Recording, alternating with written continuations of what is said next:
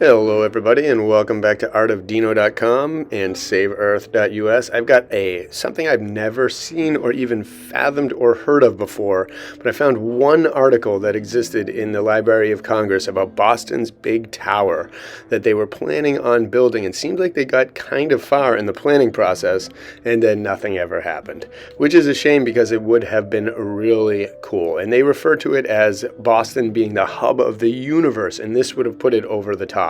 And the Seaport District has gotten a little better lately, but it would have been amazing to have something like this. And again, I haven't seen anything about this online. There was only this one article that had it in the entire Library of Congress. No other newspaper was talking about it. And this is one from Idaho, so that's kind of interesting. I couldn't even find it from anything from Boston. But I'm sure there's more out there on it. I'd like to get some of the architectural designs and see some of them, which would be really cool, and get some other takes on why it didn't get built or who was behind it, who was going to get it built. I'll try to find some more information, but first I want to introduce it to you all because it's super cool, and I am from Boston, so I wish they had done this. This would have been amazing, and it would have probably been one of those projects that we would have today been scratching our heads over. Did they build that, or was that already built? And so it would have been interesting to see the whole process happen, and maybe a couple construction photos would have leaked out, which we know are under tight seal because a lot of them don't exist. So either way, I'm going to read this article for you all. I think you all will like it. Use your imagination with some of these AI images, and let's envision and imagine what Boston could have been like with this amazing thing here that would have put it on the map as far as Eiffel Tower, Statue of Liberty. It would have been one of those style mega structures. So here we go. Let's hear about it.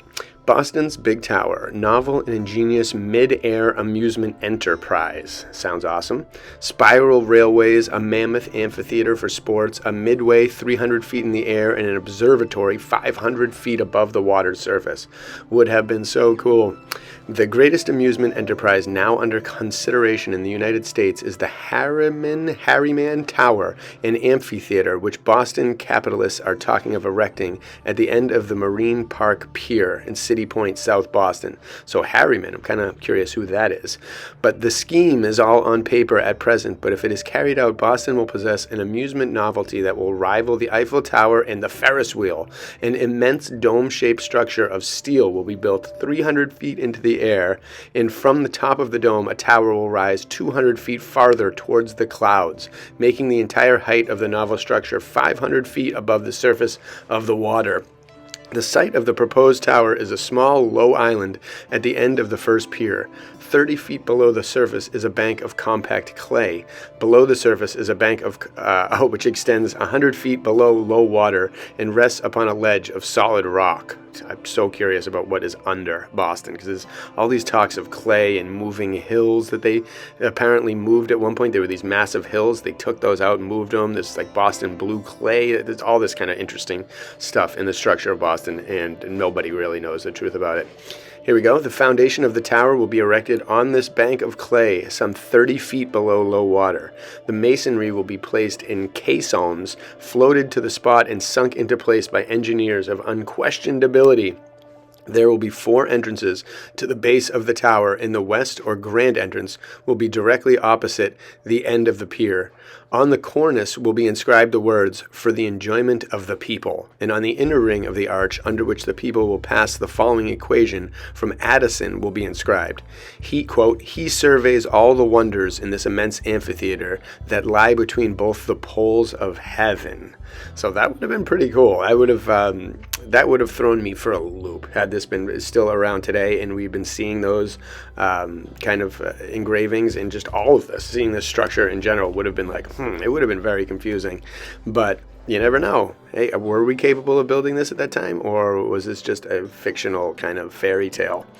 After reading this quotation, no visitor will be able to forget for an instant that Boston is the, quote, hub of the universe. Now it's the medical hub of the universe, which is kind of a terrible thing. So here we go. Opposite the east entrance will be a steamboat landing, And at the north and south entrances will be landings for rowboats and yachts. Outside the lower floor of the tower will be a wide sea promenade with seats for a large number of visitors. There will also be booths for refreshments, liquid and otherwise, and alleys and galleries where a man who has the price may bowl or shoot at entire menageries of painted wild animals, describing parabolas through the air. The ground floor of the tower will be an immense amphitheater where athletic sports, football games, or boxing hippodromes may be held during the heated period, and ice carnivals and balls during cold weather. This amphitheater will be about 250 feet in width and will have seating capacity for at least 15,000 people. It still sounds amazing, though. I would love for something like this to be in the city. In the rear of the first balcony of the amphitheater will be a station where cars may be boarded for the midway, a smaller floor of the tower 300 feet above the surface of the water. The railway will be a spiral affair, rising gradually as it encircles the tower. The grade will be 5 degrees, which is a practical grade for both cable and electrical cars, it is said. An electric system will doubtless be used, and it is believed that 800 people per hour may be carried to the midway. Wow! The midway will be circular in form and about 150 feet in diameter. Among its attractions will be a museum, two stories in height and 65 feet in diameter, a wide promenade from which may be obtained a magnificent view of the harbor and the city, and the entrance to the tower that rises 200 feet above the midway. The lower floor of the museum will be a grand dining room, and on the second floor will be the museum proper, where statues, paintings, and curiosities may be exhibited. Above the second story of the museum will be an apex or half story, which will be a lounging room for passengers who are about to take the elevator for the farther ascent of the tower.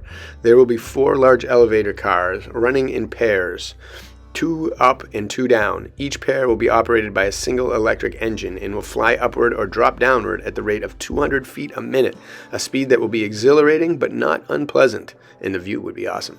It is believed that the 4 cars will be able to raise and lower 1,200 persons per hour. The elevators will stop at the observatory 200 feet above the midway, where a limited number of spectators at a time may view the beauties of Boston and its environs. The observatory will contain telescopes and other scientific instruments for the amusement and education of the masses. Around the building will be a platform about 10 feet wide. Above the observatory will be another small building which may be used as a lighthouse or weather bureau if the government so desires. This was quite a creation, and wow, it would have been amazing to see this.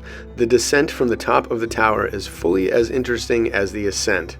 Taking the elevator to the midway, the visitor will be conducted to another railway station where he will begin the greatest artificial coast ever planned by the ingenuity of man. And that's what I was typing when I found this article and came across it, was artificial coast, because I'm curious about that. If anyone's seen John Levy's latest video, there is a lot to be said about our coastlines, and no one is talking about it. But here we go. So we'll begin the greatest artificial coast ever planned by the ingenuity of man, at least in modern era, since the reset, because the other ones were astoundingly massive and all over the world. Around and around the great tower, the cars will fly with the speed of the roller coaster, so dear to the heart of the seaside visitor. During the descent, a magnificent view of the surrounding country will be obtained, and there will be a tunnel about 100 feet long for the especial benefit of Boston lovers. Not sure what that entails. The tower and amphitheater are to be erected by a number of wealthy Bostonians if the city will donate the site, and at the end of a term of years, the great enterprise is to become the property of Boston. The project certainly looks well on paper, and whether it will look well in the air or not remains to be seen. So if it looks well on paper, I would like to see those papers. I'd love to see the designs, because the drawing they give us in this is pretty small and minor and still looks really amazing, but who knows? And again, was this, did this land exist that maybe they got rid of? Was there maybe something here, maybe a structure here? But even though they're talking about doing it, so probably not, because they're talking about putting the caissons in and all the clay and the underwater and their whole method. So I'm very curious. I will dig deeper into this because I want to find more. Being from Boston, I like this. Maybe I'll check out the Seaport area and see if I can find where this was going to be, although that area has changed massively in the past. So it'd be probably pretty tough, but it would be really cool to have this in Boston. And I used to love Boston. It was one of my favorite. I never thought I'd ever want to live in a city. And then I lived in the woods and went to school in Amherst. And then I ended up wanting to go to Boston because of the music industry major. And some of my friends were going to school there. And I thought I was going to hate it, and I loved it. I used to ride my bike around all the time. I used to sell art on Newbury Street. I used to just stay out all hours of the day, all hours of the night, ride my bike everywhere, walk around all the time, meet new people, go to different places, see new things. I loved it. I wish I had thought about all this Tartaria stuff before, because I would have snapped pictures and done a lot more exploring.